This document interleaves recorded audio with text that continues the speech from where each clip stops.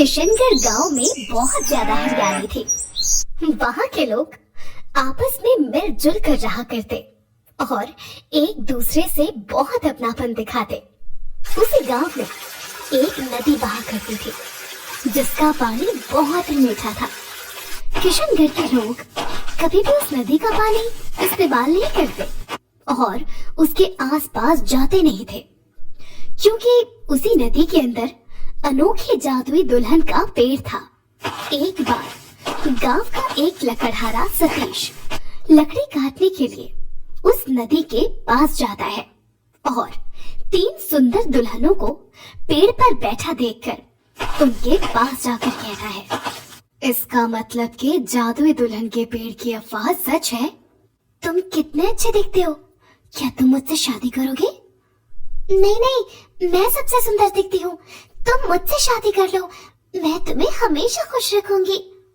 मैंने सबसे पहले इसे देखा तो ये मेरा दूल्हा हुआ, तुम मुझसे शादी करोगे ना? तीनों दुल्हनों की बात सुनकर लकड़हारा लालच में आ जाता है और उन तीनों से कहता है, मुझे तो तुम तीनों ही पसंद हो, मैं तुम तीनों से शादी करूंगा और तुम तीनों के साथ रहूंगा। दुष्ट, तुम इतने बुरे हो, तुम हम तीनों को अपने साथ रखना चाहते हो? तुम जैसा पापी कोई नहीं हो सकता, तुम्हें तो मौत का दंड मिलना चाहिए। लकड़हारे सतीश की बात सुनकर तीनों को गुस्सा आता है और वो उसे वही के वही मार डालती है। कुछ घंटों बाद उसका भाई प्रतीक उसे ढूंढते हुए नदी के पास आता है और पेड़ पर दुल्हनों को देखकर उनके पास जाता है। कौन हो तुम तीनों और इस तरह यहाँ पेड़ पर क्यों बैठी हो? और तुम तीनों दुल्हनों की तरह सजी क्यों हो? हम तीनों जादुई दुल्हन हैं जो इसी पेड़ पर रहती हैं। और तुम कौन हो और यहाँ क्यों आए हो? क्या तुम हमसे मिलने आए हो या तुमको कोई काम था यहाँ आसपास?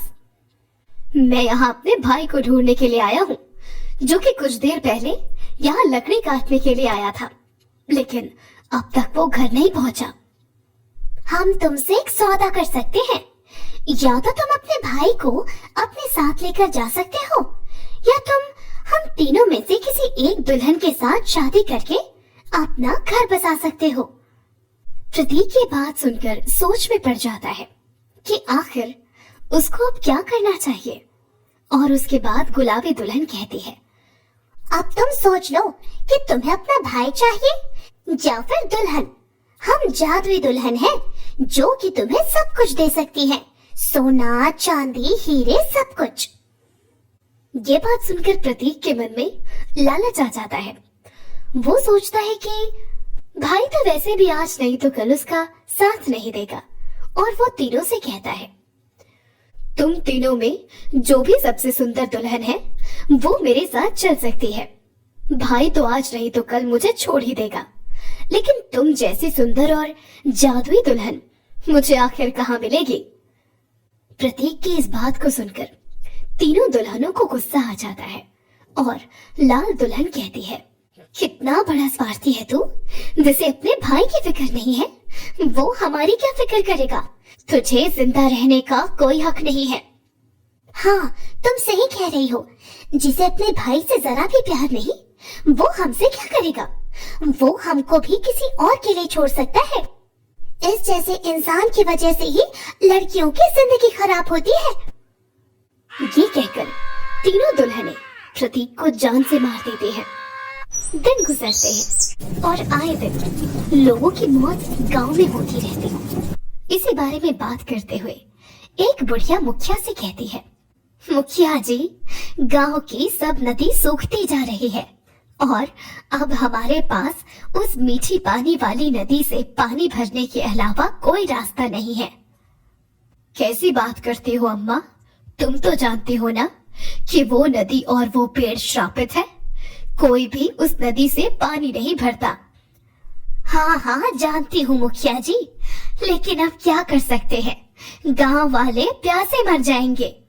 भले ही हमारा गांव पानी की किल्लत से प्यासा ही क्यों ना मर जाए, लेकिन हम उस नदी का पानी इस्तेमाल नहीं करेंगे।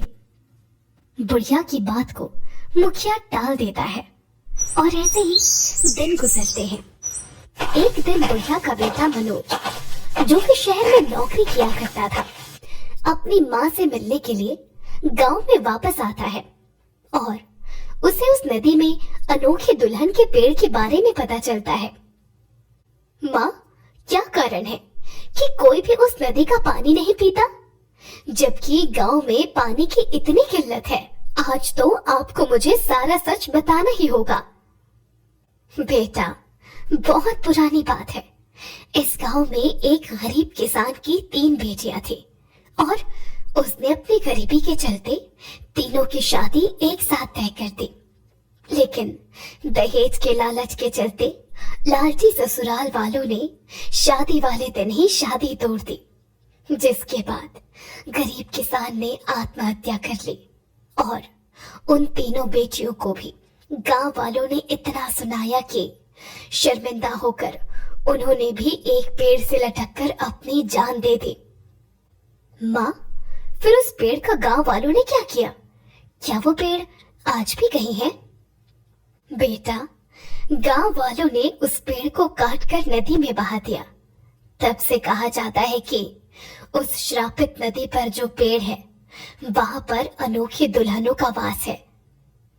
ये सब बातें सुनने के बाद में मनोज को ये इच्छा होती है कि वो उस नदी पर जाए और श्रापित दुल्हनों का राज पता करे। जिसके बाद वो नदी के पास बने उस पेड़ के पास जाता है, जिस पर 3 दुल्हन है, उल्टी लटकी हुई होती हैं और उसे देखकर सीधी हो जाती हैं, जो कि उससे कहती हैं, तुम कौन हो? क्या तुम मुझसे शादी करने आए हो? मैं बड़ी हूँ ना, ये तुमसे नहीं किया, मुझसे शादी करेगा। करोगे ना तुम मुझसे शादी? क्या तुम तीनों मुझे ये बताओगी कि आखिर में तुम्हारी आत्मा को मैं मुक्ति कैसे दिला सकता हूँ? आखिर तुम्हें हमें मुक्ति दिलानी क्यों है? तुम हम तीनों में से किसी एक को अपने साथ घर लेकर जा सकते हो।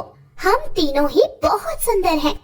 तुम जिसे भी घर लेकर जाओगे, वो तुम्हारा बहुत अच्छे से ख्याल भी रखेंगी।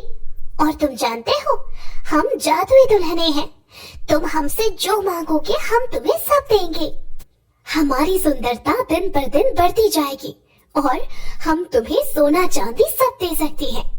हम तुम्हें इस गांव का सबसे अमीर इंसान बना सकती है। अच्छे से सोच लो, तुम्हें क्या करना है। तीनों दुल्हनों की बात को सुनकर मनोज सोचने लगा और कुछ पल विचार करने के बाद उन तीनों से बोला, तुम तीनों ध्यान से सुनो। सुंदरता तो एक दिन ढल जाएगी, रुपया पैसा एक दिन खत्म हो जाएगा, लेकिन इंसान की अच्छी नीयत हमेशा उसके साथ रहती है। तुम तीनों में से जो भी हर सुख दुख में मेरा साथ देने को तैयार हो, वो मेरे साथ चल सकती है और मुझे उससे कोई भी कैसा भी रुपया दौलत नहीं चाहिए। ये बात सुनते ही तीनों दुल्हनों की आंखें भर आती हैं और वो पेड़ से उतरकर और श्राप मुक्त हो जाती हैं और संतरी दुल्हन खुश होते हुए कहती है, तुम पहले इंसान हो जिसने हमसे ये बात कही है, वरना हर कोई या तो हमारी रूप रंग पर फिदा हो जाता है या फिर लालच में हमसे आकर शादी करने की हाँ कर देता है। हम तीनों तुम्हारी एक इच्छा पूरी करना चाहते हैं, क्योंकि तुम्हारी वजह से हमारा श्राप हटा है। बताओ, तुम्हारी क्या इच्छा है? अब आप तीनों को मुक्ति मिल गई है, तो आप ये लोग छोड़कर चले जाइए और गांव वालों को ये इजाजत दे दीजिए कि वो इस नदी के पानी का इस्तेमाल कर सके।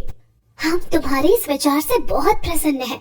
हम तीनों ये लोग छोड़कर चले जाएंगे और उसके बाद ये पेड़ भी गायब हो जाएगा, जिसके बाद गांव वाले इस नदी का पानी आराम से इस्तेमाल कर सकेंगे। मनोज ये बात सुनकर बहुत खुश होता है, क्योंकि वो गांव वालों की भलाई चाहता था। और उसके बाद में लाल दुल्हन मनोज से कहती है, मनोज, मुझे तुम और तुम्हारी सोच बहुत पसंद आई। अगर तुम राजी हो तो मैं तुम्हारे साथ हमेशा रहना चाहूंगी। मैं तुम्हारी दुल्हन बनकर तुम्हारा घर बसाना चाहूंगी। मनोज इस रिश्ते के लिए हाँ कर देता है, जिसके बाद गुलाबी दुल्हन और संतरी दुल्हन उस पेड़ के साथ वहां से गायब हो जाती हैं और मनोज लाल दुल्हन के साथ शादी करके उसे अपने घर ले आता है। उसकी बूढ़ी माँ भी दोनों का धूमधाम से स्वागत करती है, जिसके बाद लाल दुल्हन मनोज के घर को खुशियों से भर देती है। अब गांव वाले उस मीठी नदी का पानी इस्तेमाल करने लगते हैं और खुशी खुशी रहते हैं। तो दोस्तों, कैसी लगी आपको हमारी कहानी? अगर आपको ये कहानी पसंद आई हो तो लाइक शेयर सब्सक्राइब करना ना भूलें और ऐसे ही कहानियां देखने के लिए बने रहें हमारे चैनल पर।